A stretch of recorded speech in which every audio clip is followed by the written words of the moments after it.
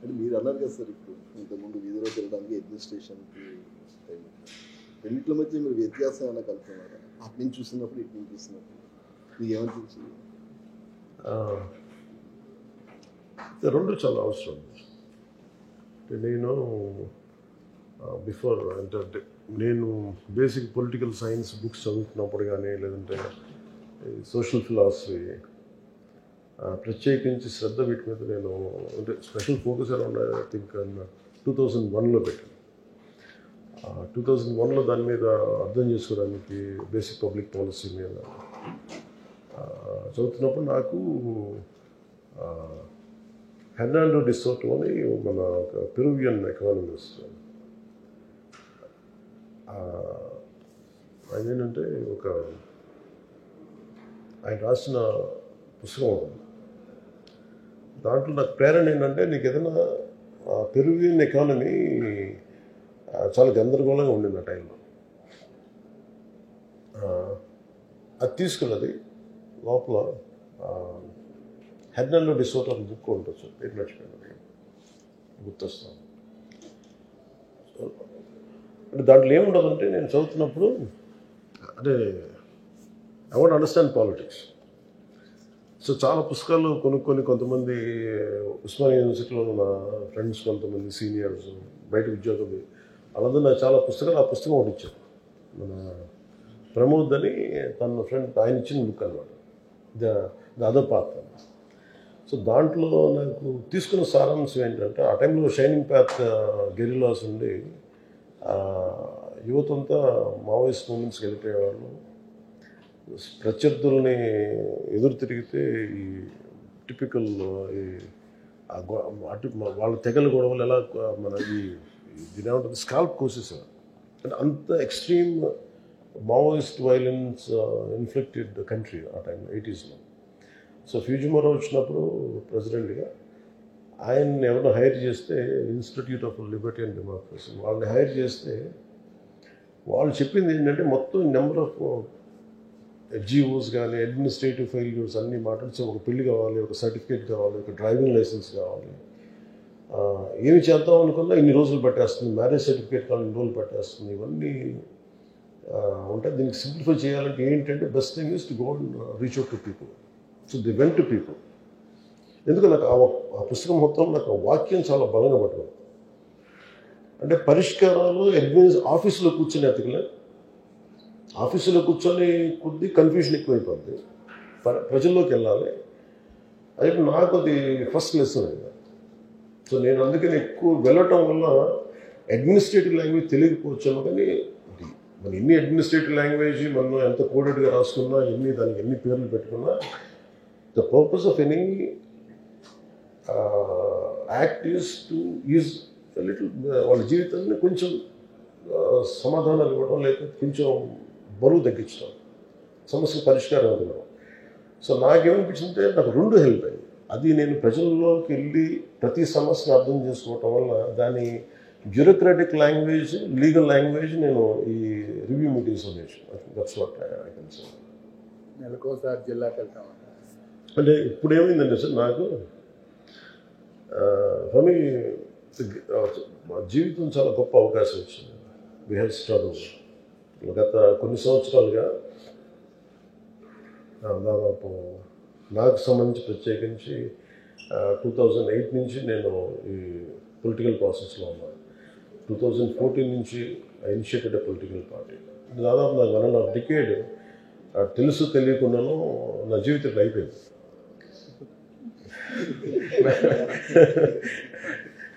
నాకే తెలియలేదు. 1.5 డికేడ్ అయిపోయిన తర్వాత ఇట్స్ ఎ విండో. చూడటానికేమో చాలా చిన్న విండోలో అనిపిస్తే, నిజంగా ఏదన్నా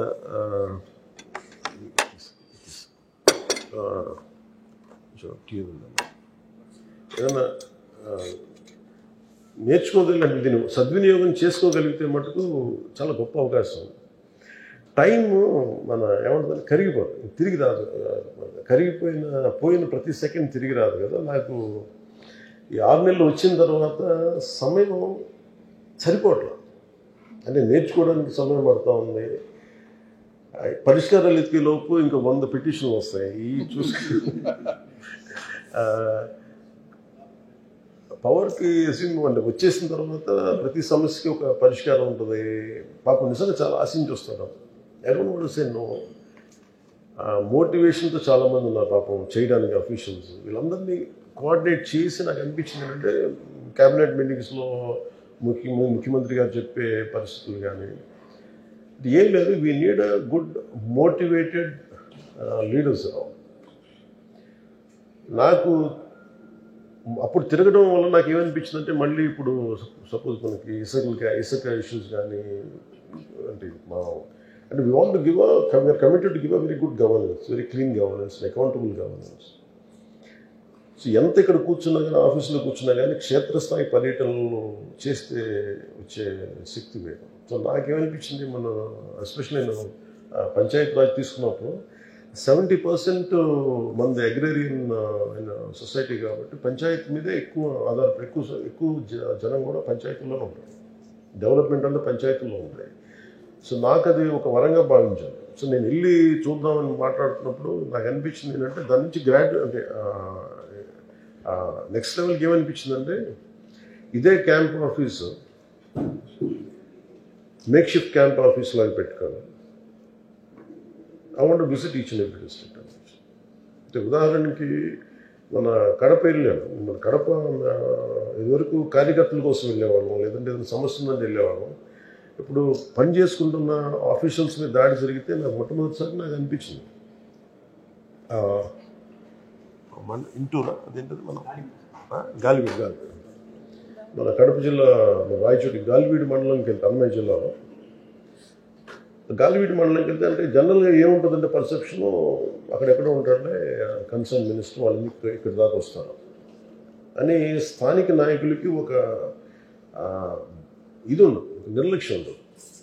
అది నేను బ్రేక్ చేయడానికి అది చిన్న ఏ స్థాయి ఉద్యోగాన్ని కాదు కానీ అంతకంటే చిన్న క్లాస్ 4 ఉద్యోగం జరిగినా కానీ ఆ స్పందన అలాగే ఉండేదేమో అని అనిపిస్తున్నాను. సో నాకేంటంటే మేము understand very clear cut message to people. Pro development మీద ఉన్నాం. దీనికి ఎవరు అడ్డం చేసినా కానీ ఎవరు అడ్డంకులు కలిగించినా will be very strong. That మీరు అందరూ కొన్నిసార్లు రాలేరు. కొన్ని క్షేత్రస్థాయిలో ఒకసారి ఏమైపోద్దంటే దూరంగా ఉండిపోయి ఆ మైక్రో లెవెల్లో ఉన్న సమస్యలు అర్థం కావు. ఒకసారి ఎంతసేపు అధికారులు చెప్పిందో లేదంటే 3rd 4th పర్సన్ వ్యక్తులు చెప్పింది అర్థం అవుతుంది. కానీ ఒకసారి మనం ప్రత్యేకించి ఉదాహరణకి నేను మొన్న అరకు మన ఏజెన్సీ ప్రాంతాలకు వెళ్తే నేను చెప్పులు వేసుకుని నడుస్తున్నాను. ఆ వర్షంలో కూరుకుపోయి చెప్పులు రావట్లే, బయటికి ఇరుక్కుపోయి మళ్ళీ ఇంకా చెప్పులు వదిలేసి నడుస్తున్నప్పుడు ఒకవైపు సరైనగా లేవు. అంటే మీరు చూడాలంటే మామూలు మనం నడవడానికి ఇబ్బంది పడుతుంది. మీకు తెలుసు కదా అలాంటి శుభ్రత అంటే నేను ఉద్దేశం అంటే బహిర్భూమికి కూడా అక్కడికి వెళ్ళే పరిస్థితులు ఉన్నాయి. అటన్నిటి మధ్యలో వెళ్తా ఈ అనుభవం నాయకుడికి చాలా అవసరం. ఒక లీడ్ చేసే వ్యక్తికి చాలా చాలా అవసరం అనిపించింది.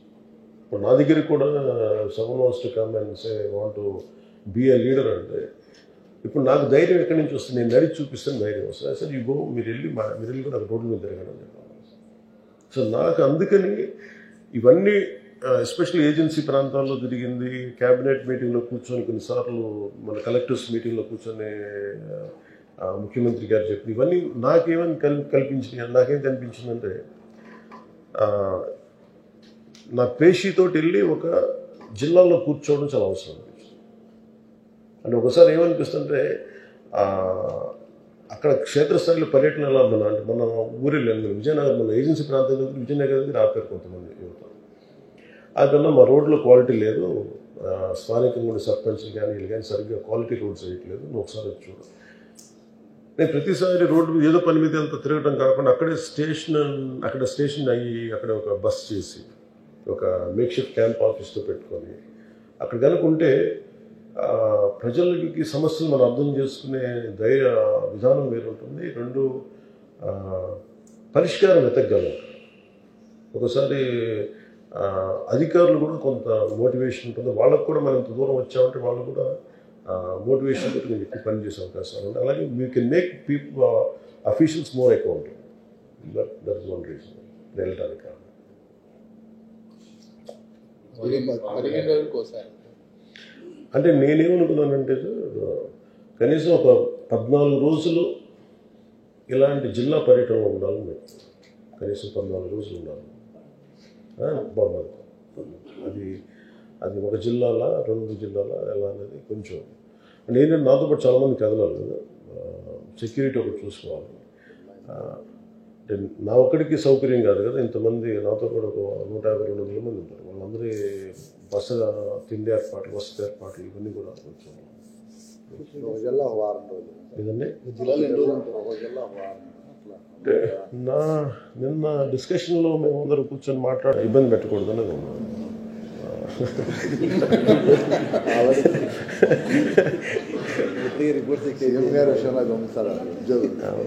లేదండి, అంటే అలాగే అంటే ఇట్స్ అబౌట్ క్వాలిటీ వర్కింగ్ ఉంటే మనం నిజంగా సెలవులు తీసుకోవచ్చు. అంటే ఒకసారి ఇప్పుడు ఏమైపోయిందంటే అడ్మినిస్ట్రేషన్లో చూస్తుంటే స్పందన తగ్గిపోయింది. నేనంటే మొన్న మీరు కలెక్టర్స్ మీటింగ్లో కూడా చూస్తే ముఖ్యమంత్రి గారు కూడా చెప్తాను ఏంటంటే మీకు స్పందన తగ్గిపోయింది. పోలీస్ వ్యవస్థలో ఇప్పుడు మొన్న ఫర్ ఎగ్జాంపుల్ కాకినాడ మా దగ్గర ఒక దృష్టి పోయింది. కాకినాడ పోలీసు ఒక యాక్సిడెంట్ జరిగింది. రోడ్డు మీద ఒక యాక్సిడెంట్ జరిగి 2 ప్రాణాలు కోల్పోయారు. 2 యువకులు బైక్ మీద వెళ్తా ఎవరో కారు వచ్చి గుద్దేసింది. వాళ్ళ పాపం ఎంత వాళ్ళలో ఒక పేరెంట్ ఒక తల్లిదండ్రులు ఏం చేశారంటే వాళ్ళ అబ్బాయి చనిపోతే బ్రెయిన్ డెడ్ అని చెప్పేసి అవయవాలు కూడా దానం చేశారు. కానీ వాళ్ళు కోరుకుంది ఏంటంటే కనీసం సింపుల్ సారీ, ఇది ఎవరు చేశారో కేసు ఫైల్ చేయకపోవడం కానీ అని కన్సర్న్ పోలీస్ స్టేషన్కి వెళ్తే అక్కడ పోలీస్ అధికారులు సరిగ్గా స్పందించలేదు. అలాగే నా దృష్టికి రాగానే కన్సర్న్ ఎస్పీ గారితో మాట్లాడితే ఆయన మన అధికారులకు చెప్పింది ఏంటంటే అంటే మన పేషీలో ఉన్న మన నాయకులకి వెళ్ళి అడిగితే ఇవి జరుగుతూ ఉంటాయండి మన పోలీసులు అంతే అని ఆయన ఎస్పీ గారు మాట్లాడితే నాకు అప్పుడు అనిపించింది. అంత ఇన్సెన్సిటివ్గా అలా మాట్లాడుతారు మీరు. ముఖ్యమంత్రి గారు కూడా కోరుకుంటుందంటే governance should have a human face అంటే మానవతా దృక్పథం లేని ప్రభుత్వాలు దేనికి? నాకు అది అలాంటివన్నీ కరెక్ట్ చేయడానికి ఏమి కల్చరల్ చేంజ్ పట్టరు అడ్మినిస్ట్రేషన్. ఇప్పుడు ముఖ్యమంత్రి గారు ఒకసారి పెడతారు, 14 గంటలు పెడతారు, ఒకసారి అధికారుల్లో కొంత ఇబ్బంది ఉంటుందని తెలుసు. కానీ ఆ పరిస్థితికి రాకుండా ఉండాలంటే 8 గంటల కాలం చాలా అద్భుతంగా పనిచేయచ్చు. ఎఫెక్టివ్ గవర్నెన్స్ నిజంగా చేయాలి అంటే దెర్ ఇస్ టైం మేనేజ్మెంట్ ఒకటి లేదు.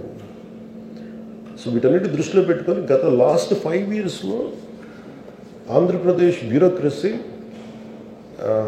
చాలా అట్టడుగు స్థాయికి వెళ్ళిపోయింది అనేది సెంట్రల్ మన ఢిల్లీలో నాకు వాళ్ళు చెప్తుంది. మీరు ఇంత వెనకబడిపోయారండి మీరు అని ఏంటంటే ఒకసారి వర్క్ కల్చర్ని తప్పించేశారు. ఇప్పుడు ఈ 5 సంవత్సరాల్లో క్వాలిటీ చెక్ జరగలేదు. లాస్ట్ 5 years వాళ్ళు చెప్పడానికి క్వాలిటీ చెక్ అనేది జరగలేదు. స్థానిక కలెక్టర్స్ అందరూ ఐఎస్ చెప్తా ఉన్నారు లాస్ట్ 5 yearsలో ఎప్పుడు మాకు జరగలేదు sir. Every Saturday every Friday వీక్లో ఒకసారి వచ్చి క్వాలిటీ చెక్ చేస్తాం. అసలు రోడ్ లేనందువల్ల క్వాలిటీ చెక్ కూడా అందువల్ల అలవాటు పోయింది వాళ్ళకి. సో అదేంటంటే ఇప్పుడు మేము అలవాటు తీసుకురావడానికి కొంత సమయం పడాలి. ఒకసారి ముఖ్యమంత్రి గారు దానివల్ల కొన్ని మన అధికారులు యంత్రాంగం కొంత ఇబ్బందులు పడచ్చేమో. కానీ నా కన్సర్న్ ఏంటంటే బేసిక్గా to make sure we will give them sufficient time. Weekends Saturday Sunday బాగా రెస్ట్ తీసుకోవాలంటే వీక్ డేస్ చాలా బాగా పనిచేయాలి. ఏదండి అదొక బ్రహ్మరాక్షసు అంటే అది వెల్కమ్ టు దట్ పార్ట్. అంటే 5 రోజులు కనుక బలంగా పని చేయగలిగితే ఆ సెలవు కూడా బాగుంటుంది. అంటే నిజంగా ఇప్పుడు ప్రతిసారి వెళ్ళి అంటే నేను మా purpose of going to districts ఏంటంటే ఈవెన్ టు మోటివేట్ అఫీషియల్స్, అధికార యంత్రాంగాన్ని కొంత పటిష్టపరచడం.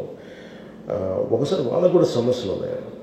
ఇప్పుడు నిన్న మేము గాలివీడియోకి వెళ్తే ఎంపీడీఓ గారిని కొడితే, జవహర్ గారిని కొడితే నార్మల్ కోర్స్ ఆఫ్ యాక్షన్లో ఏ మంత్రిని ఎవరైనా సరే ఈ సంఘటన మేము చింతిస్తున్నాం, ఖండిస్తున్నాం అంటారు. ఈ 2 మాటలు తప్ప వాళ్ళు అడిగారు, ఇంకెవరు వెళ్ళి మాట్లాడు. వాళ్ళకి ఏముంటుంది, అధికారులు కూడా మీరు వెళ్ళి మాట్లాడకపోతే మేము ఎందుకు చేయాలి? ఇట్ ఈస్ అబౌట్, అంటే there is difference between administration and political governance and అడ్మినిస్ట్రేషన్కి ఆ సన్న తేడా ఉంటుంది. ఇద్దరు కాంప్లిమెంటరీ దాంట్లో ఉండాలి. If too much of political governance అయిపోతే మాకు సంబంధం లేదు, మీరు చేసుకోండి అని వస్తాం. సో కాంప్లిమెంటింగ్ యాటిట్యూడ్ ఉండాలి. సో అందుకని మా ప్రయత్నం అది. దానికనే ఈ డిస్ట్రిక్ట్ మీటింగ్స్, ఈ డిస్ట్రిక్ట్లో వెళ్ళి కూర్చోవటం వల్ల అధికారులు ఒకసారి సమస్యలు ఉంటాయి. నేను ఎస్పెషల్లీ పంచాయతీరాజ్ తీసుకున్న తర్వాత ఎక్కడ కూడా ఫస్ట్ టైం మెరిట్ మీద అందరికీ పోస్టింగ్స్ ఇచ్చాం అందరికి. అంటే ఇప్పటిదాకా లాస్ట్ 5 yearsలో ఎప్పుడు కూడా డబ్బులు లేకుండా అసలు ట్రాన్స్ఫర్లు జరగలేదు. కొంతమందికి పేపర్స్లో వచ్చిన తర్వాత కూడా నిజంగా మా పేరేనా కాదా అనేది వాళ్ళు ఆలోచించుకున్నాను. అదేమన్నా ఫేక్గా పడిందా, పొరపాటున పడిందా అనేది. నేనేం చెప్పానంటే ఇప్పుడు మా పరిమితిలో ఉండే ఈ అఫీషియల్స్ అందరినీ నేను చాలా క్లియర్ కట్గా వేశాం. నేను అనేది దీన్నే మీరు కిందకి పెర్క్యులేట్ అవ్వాలి.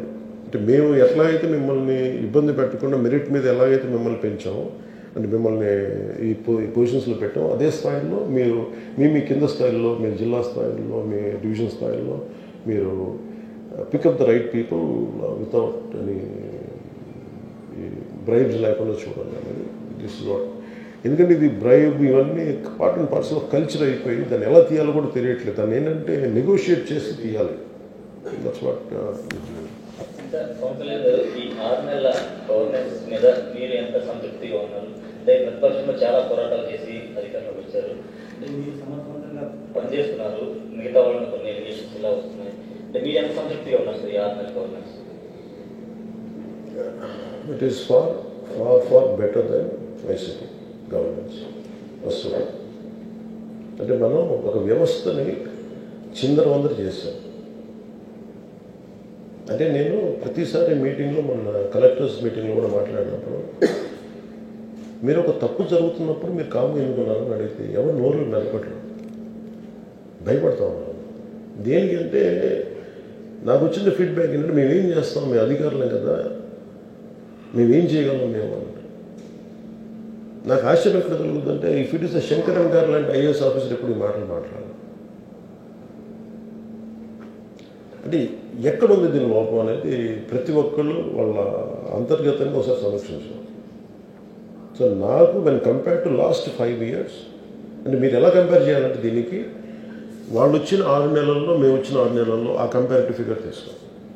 It will be far superior.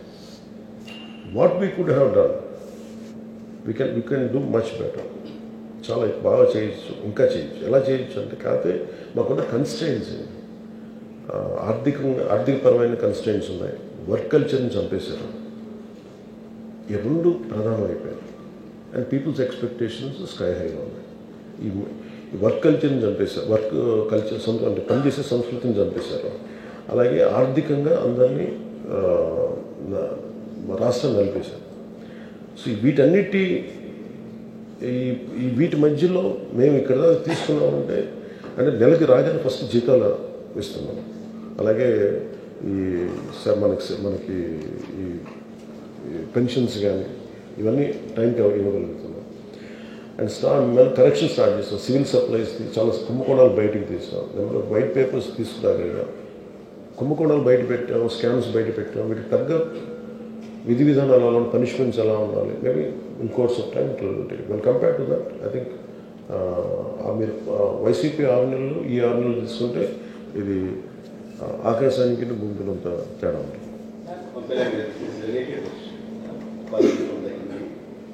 I have 2 questions. One is, in the past 6 months and all, breathing time, you have done so many things, you have taken up a new path, and you are taken very seriously by officials, leaders within the party and outside the party also. There are very few leaders who are taken seriously, and it has shown impact. We could see that. And what's your plan for the coming year, for the new year? What do you want to do broadly? What's your plan? What do you want to take up? My commitment to people, right from the reason why I entered into politics is to serve.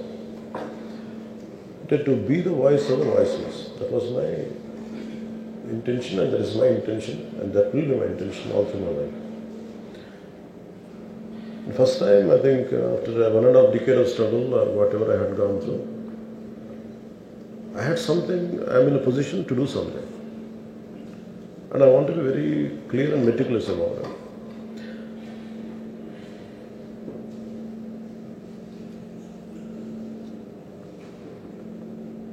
First 6 months, I understood the administrative part of governance and how to balance between the kind of complaints or issues which are being arised by people, and how do I address that. Now I want to go to the next level in the next 6 months.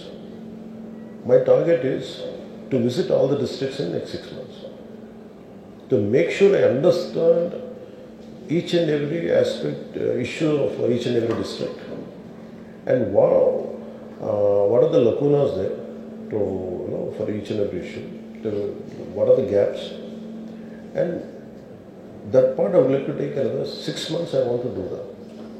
With the more good, and also I want to motivate officials.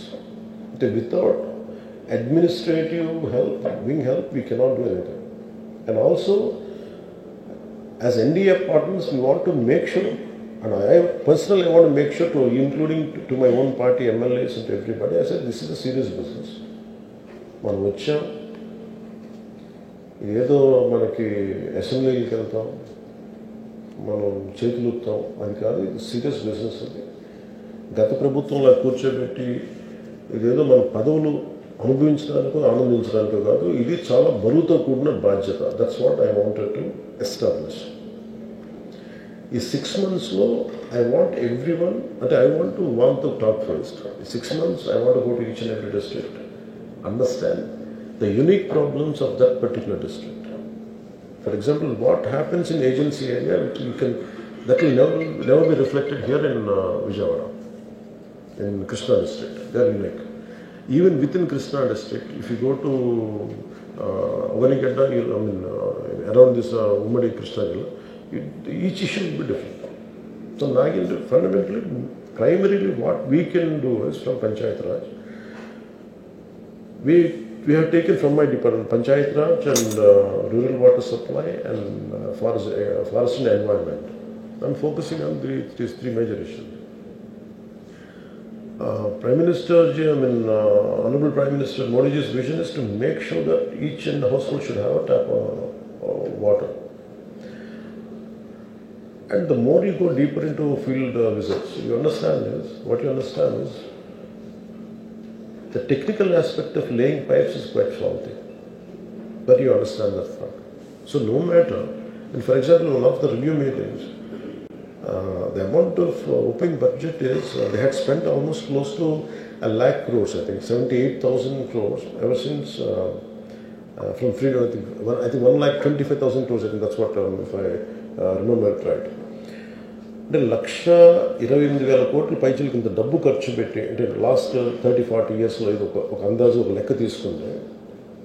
But still we are struggling for good water supply. నాకేంటి ప్రప్రథమంగా కనీసం నీళ్ళు, basic water, basic sanitation, these are primary in the next 6 months. And my focus is on that. Third is, from environment point of view, we want to increase our target of government set by Honorable CM Chandrababu Naidu Garu. 50% green cover should be increased. That's our target. So through 70% of, 70% is the panchayat, which comes under panchayat. So I want to make sure green cover will be increased through panchayats and self-sustaining panchayats here. To get a formula, to get a workable solution for this, I want to go deeper into it. To understand each and every panchayat. We want to have a unique a target for each and every panchayat. That is na panchayati. What it can contribute to the state and how the state can contribute to the nation's growth. The perspective been working. We are making plans. For that, I want to first few months, I would like to understand each and every district's unique issues. My second question, but which is more relevant to you. And you talked about movie industry, and there were also several attempts made earlier also to bring in some kind of industry atmosphere here to shoot and to have more movie-related infrastructure for shoots, etc. So how do you look at the coming year? What can be done in the movie industry to encourage whatever is happening now? Now the industry has a lot of issues and they're talking about it. Is there anything, any vision that you can talk about? Any advice you can give to the concerned ministry as a movie person?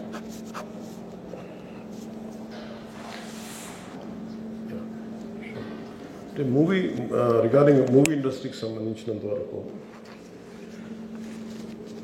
So this is a soft power any అంటే how I look at movie industry is it is a story, an industry which has a storytelling capacity. Even to do an election, you need a story. You need a small movie or a little story is needed. Basically, movie industry is all about it will sell the stories, and which is an intrinsic part of our life. The mammekmayantadi problem in industry ki and me being part of the film industry, apart from being in politics, what I have understood is we lost the culture of literature.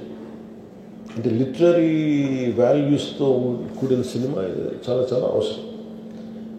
ఒకటి two aspects ఉండాలి. ఒకటి it's not just about government what it is going to do, అది one aspect.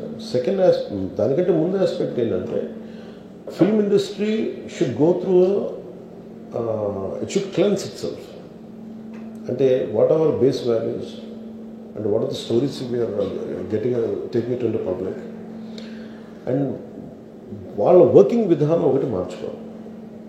Because అవన్నీ ఎలా ఉండే independent units లా ఉన్నాయి. It does not behave like one common industry.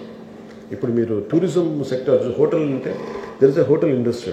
ఇప్పుడు if there is for example I want ఒక industries పెట్టాలంటే ఒక ఇండస్ట్రియల్ కారిడార్ పెట్టాలంటే ఇట్ హాస్ నాట్ వాటన్నిటికీ స్టేటస్ ఒకటి ఉంది, ఇండస్ట్రీ స్టేటస్ ఒకటి ఉంది. టూరిజంకి మొన్న ఇచ్చాం, ఇండస్ట్రియల్ స్టేటస్ ఇచ్చాం. ఫిల్మ్ ఇండస్ట్రీకి ఆ ఇండస్ట్రీ స్టేటస్ రావాలి అంటే some kind of corrections they have to do within themselves first.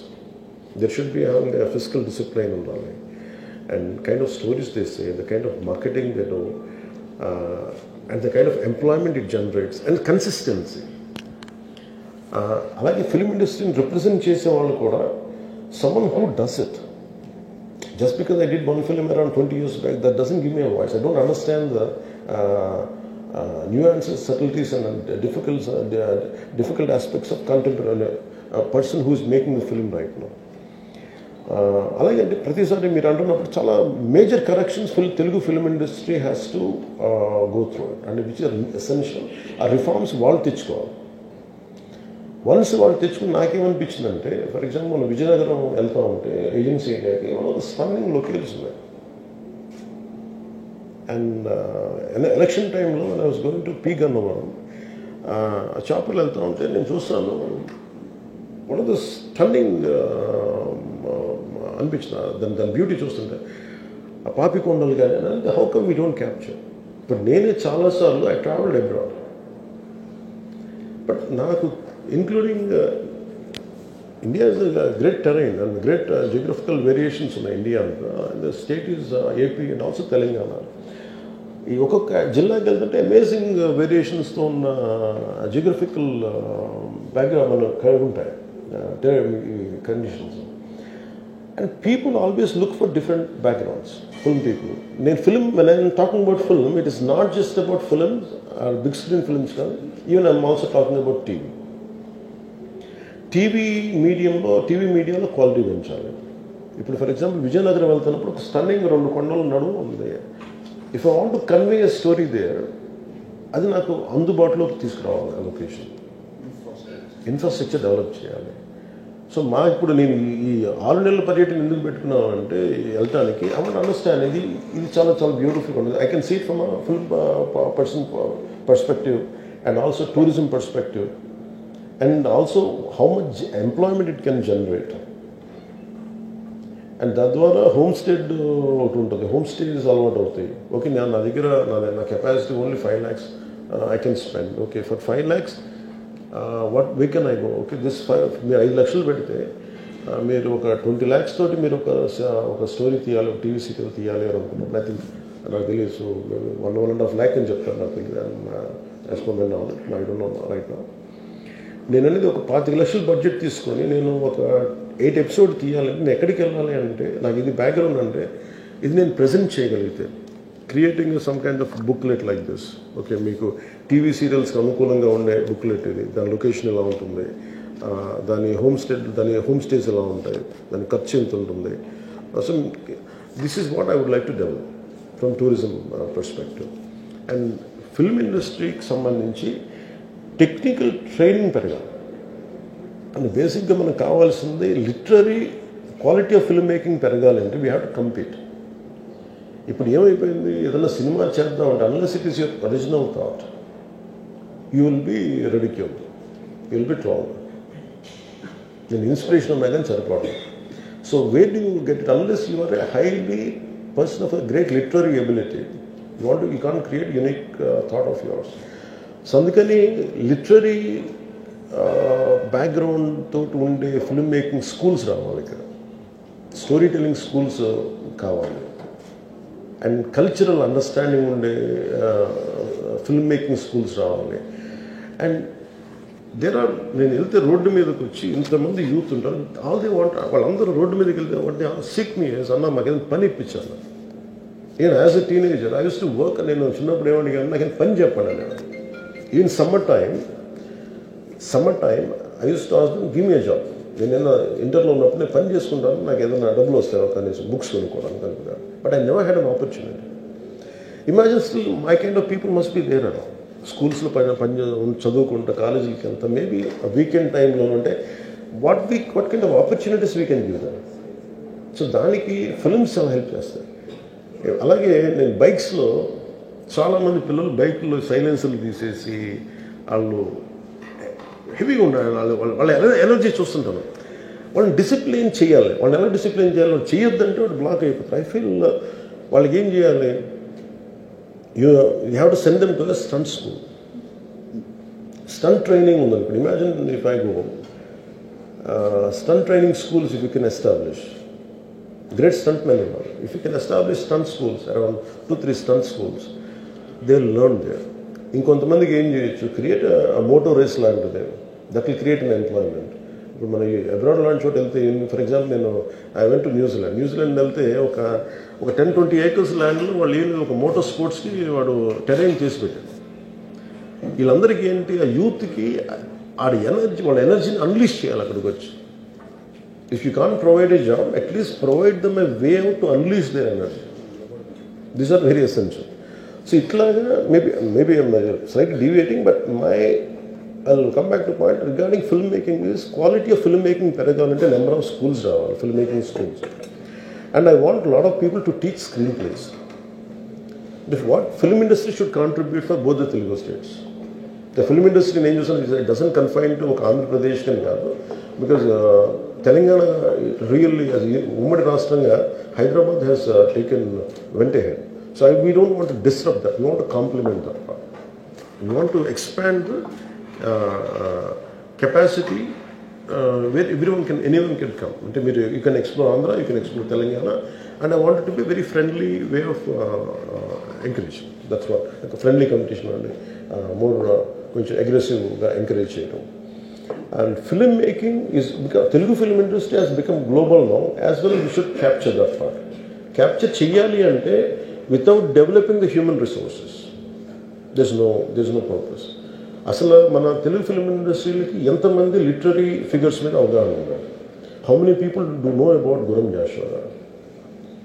How many know about Viswanath Sachirani garu? ఇట్లా ఇది ఈ లిటరీ వాల్యూస్ ఉన్న వాళ్ళు వీళ్ళందరూ కలిసి that's what we are brainstorming in the next 2 months. And film industry is going to be big income generator and also employment provider in course of that's what. Sir, how do you see unity being promoted in Bollywood and Hollywood? ఏంటి sir? How do you see nudity being promoted in Tollywood, Bollywood? How do I see? How do you see that nudity being promoted in the Bollywood and Bollywood? Unity? Unity? Nudity. Nudity. Short clothes.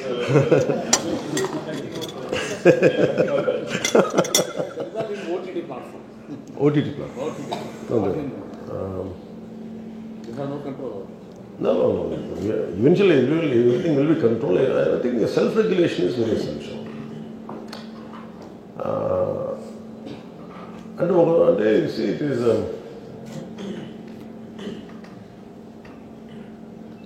too much of ugliness has opened up. That much I can say. And ఇదివరకు books, you go to a library, you have everything.